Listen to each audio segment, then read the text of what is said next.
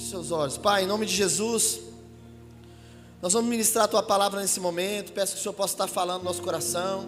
Tire todas as distrações, todos os comichões nos ouvidos, Senhor. Que nós possamos estar aqui com o nosso coração totalmente voltado para ouvir a Tua voz, Pai. Fala conosco, que hoje nós possamos ter a nossa mentalidade mudada e entendermos que nós somos filhos e não escravos, Pai. Ô Pai, é isso que eu oro, te agradeço em nome de Jesus, amém e amém. Glória a Deus. Irmãos, nós demos início essa semana passada a uma série de mensagens. Os irmãos estão me escutando bem no microfone? Tranquilo? Então tá bom, porque eu ia usar o outro lá, mas eu deixei para o pastor Marcelo o outro. Eu queria ficar mais amor. Semana passada eu fiquei me sentindo muito estranho com aqui, aí, então falei, não, deixa eu ministrar assim mesmo. Amém? Nós iniciamos semana passada uma série de mensagens que é as boas novas de Jesus, amém? Os irmãos, que está baseado em Lucas capítulo 4, versículo 18 e 19, que diz: o Espírito do Senhor está sobre mim, porque Ele me ungiu para pregar boas novas aos pobres. Ele me enviou para proclamar liberdade aos presos e recuperação de vistas aos cegos, para libertar os oprimidos e proclamar o ano da graça do Senhor. Fala assim: libertar os presos, libertar os oprimidos. Hoje eu vou falar sobre isso, sobre essa libertação aí. No texto que nós acabamos de ler, mostra que Jesus, ele é um anunciador de boas novas, né? Ele foi ungido para isso. E ele foi ungido para nos libertar. Ele foi ungido para proclamar essa graça. E o texto fala de dois tipos de liberdade que eu queria compartilhar aqui. Pastor, mas liberdade é uma coisa só. Realmente, ser liberto é uma coisa só. Mas eu queria compartilhar porque aqui ele fala sobre liberdade a presos e liberdade aos oprimidos. Liberdade aos oprimidos. Então eu quero falar sobre esses dois tipos de liberdade. Por quê? Porque liberdade a presos. Eu quero trabalhar essa questão da liberdade aos presos aqui no texto como aquilo que já está determinado. Por exemplo, aquilo que já acontece na sua vida que não está determinado. Por exemplo, de repente tem alguém aqui que ainda está preso ao vício do cigarro e você não consegue se libertar, ou de drogas, ou você está preso e você não consegue, sabe? Talvez você está preso à criminalidade.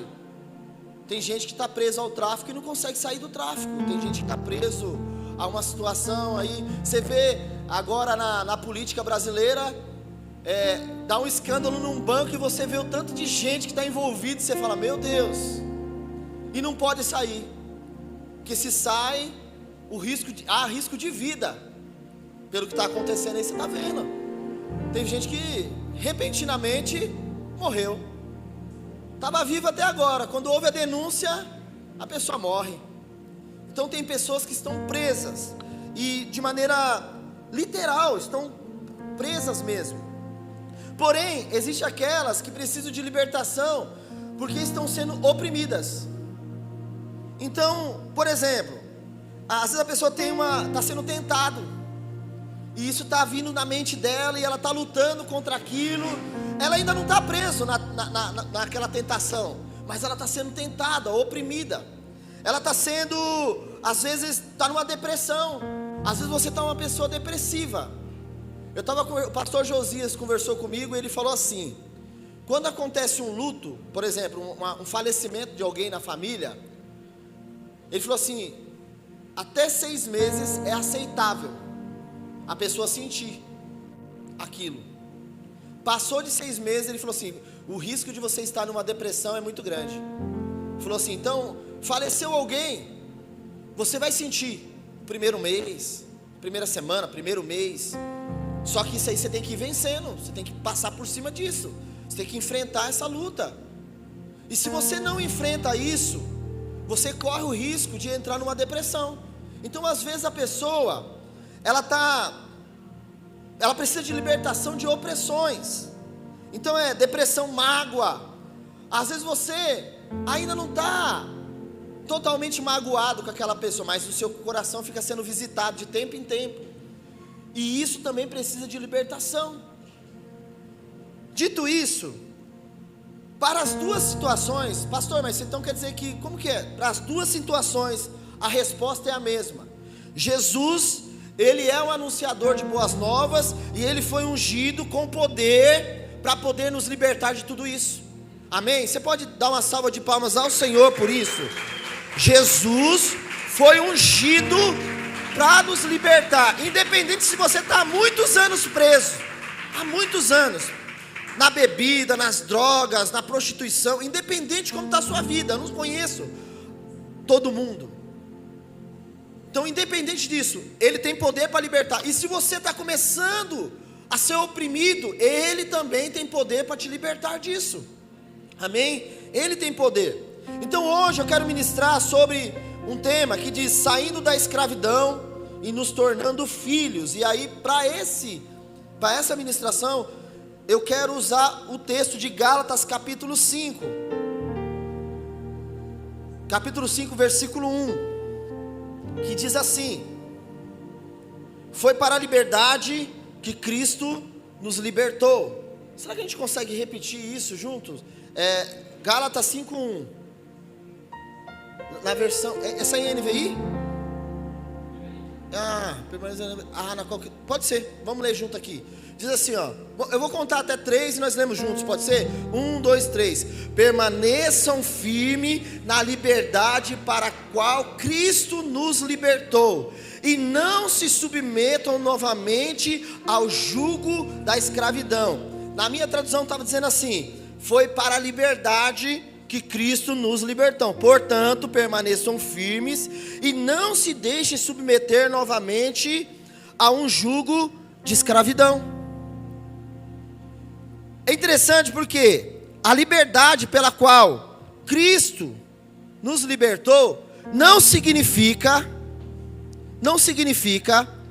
que você tem liberdade para fazer tudo o que você quiser. Então não é uma liberdade permissiva ao pecado. Tem gente que acha que é o seguinte: eu sou livre, então eu posso fazer o que eu quiser. Não é essa liberdade que Cristo nos chamou. Então não é essa liberdade permissiva para o pecado. Pelo contrário, o mundo pensa assim. O mundo vê a liberdade como algo assim: eu estou livre, eu posso fazer o que eu quiser. Então eu posso ter tantas mulheres que eu quiser, quantos homens eu quiser, eu posso viver minha vida livremente. Eles acham que estão vivendo debaixo de uma liberdade, mas não estão. E nós já estivemos nessa condição, ou estamos nessa condição. Porque olha que interessante, vê como que o mundo enxerga a liberdade. A liberdade para eles é o seguinte: eu não preciso cumprir regras. Eu estava conversando com a Yumi, nem pensei que ia ter nem estava lembrando exatamente isso aqui, mas eu estava falando para ela sobre a dificuldade que nós temos nessa geração, porque as pessoas não querem cumprir o mínimo de regra possível. Aí ela estava falando sobre a questão que ela trabalha no RH, e ela falou assim: olha, eu tive que dar uma advertência para uma pessoa, porque a pessoa trabalha num restaurante, e no restaurante, por exemplo, a regra é assim: não pode ter barba. Você trabalha com alimento, então você não pode ter barba, e nem pode ter unha comprida. E ela falou assim, e aí vira uma confusão, porque as pessoas sabem que essa é a regra. Quando elas entraram no restaurante, foi falado para isso no dia da entrevista, qual eram os requisitos para que ela estivesse ali, e agora as pessoas não querem cumprir as regras. Eu falei, e aí nós estávamos falando da igreja, porque ontem eu mostrei uma mensagem para o Robson, de uma líder de louvor, que agora eu tô quase virando um mentor de equipe de louvor. O pessoal me liga para: pastor, como que faz para agir, né, nessa situação aqui? Olha que situação terrível. Deve ser uma coisa muito, como fala assim, complexa de se resolver. Uma irmã, uma líder de louvor, me mandou uma mensagem dizendo assim: pastor, lê essas mensagens aqui e me diz como que eu tenho que agir. A mensagem é o seguinte: ela combinou com a equipe de louvor dela para a equipe de louvor dela e todo mundo com uma cor de roupa. Ainda bem que isso aqui não acontece aqui, só acontece em outros lugares aí. Né? Aqui não acontece problema com colete, quando fala tem que usar colete, não. Todo mundo fala, não, eu estou aqui para servir, vou colocar colete. Né? Não, isso aqui não acontece aqui, isso aqui acontece só em outros lugares aí. Aí ela falou assim, colocou. Aí uma irmã respondeu para ela assim, eu não vou não. Mas por que, irmã? Você não tem a roupa? Não, porque eu comprei uma roupa nova. E eu quero ir com a roupa nova para o culto. Ela falou, mas peraí. Mas você não entendeu que todo mundo da equipe combinou isso? E aí, resultado final, virou uma briga. Por causa disso. Aí eu mostrei para o Robson, falei, Robson, olha o nível de maturidade daqueles que sobem para adorar a Deus. Virou uma briga, virou um negocinho fora do normal. E aí a irmã me mandou, pastor, o que eu faço? Eu falei, irmã. Aí eu li todas as mensagens e falei assim, irmã, a minha vontade era responder outra coisa, mas não podia, né? Falei, irmã, peça perdão para ela e fala assim, minha irmã, me perdoa, foi um mal entendido, Deus abençoe sua vida, vai dar tudo certo. Só que a irmã no meio lá, ela solta uma frase, ela falou assim, uma roupa é motivo para nós perdermos a comunhão. Olha o nível que nós... Então, aí eu estava conversando isso com a Yumi, falando sobre, olha o nível dessa geração. Que você estabelece, por exemplo, vamos todo mundo com a mesma roupa. E aí a pessoa arruma briga porque não quer ir com aquela roupa. Olha que nível que nós estamos. De, sabe assim, tipo assim... todo mundo tem que gravar. Um exemplo aqui, né, que nem nós falamos aqui no louvor. Todo mundo tem que fazer a gravação do ensaio. Mas aí sempre tem aquele que, não, eu não vou. Mas por que você não vai? Porque eu não quero. Sabe esse tipo de... Olha o nível de maturidade da geração que nós estamos enfrentando. E aí eu estava falando, ela falou assim, pastor, mas saía no emprego. Aí eu falei assim para ela, falei, nossa, Yumi. Ela falou, pastor, lidar com RH, com pessoas, é difícil. Entenda algo. O mundo, ele pensa que ser livre é viver sem regras. Mas sabe, as pessoas acham que estão caminhando livres, mas na verdade não estão. Você sabe como que Romanos descreve essa geração?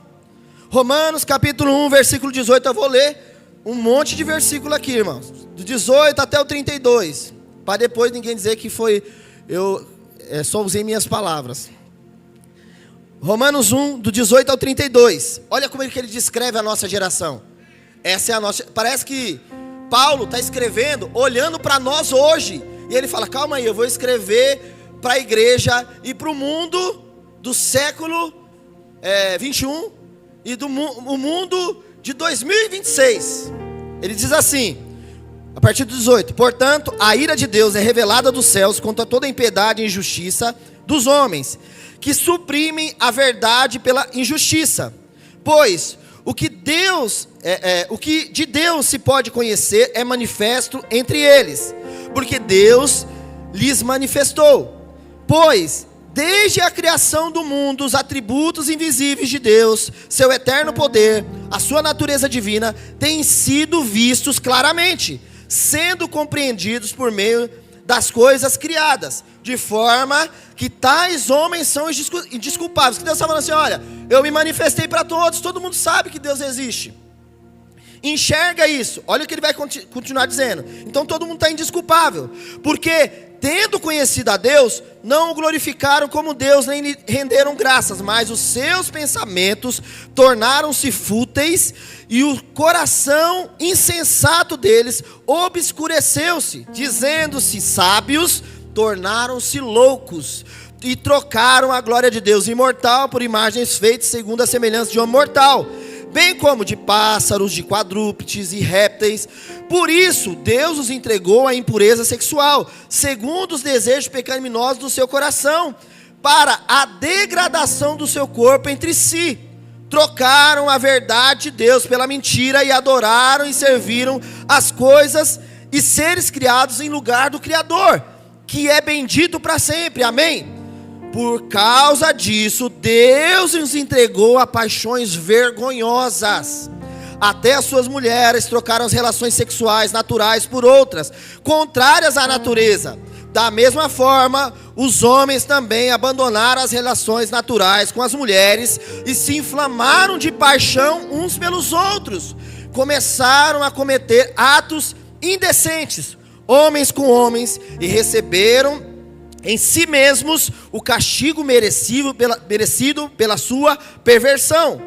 Além do mais, visto que desprezaram o conhecimento de Deus, Ele os entregou a uma disposição mental reprovável para praticarem o que não deviam.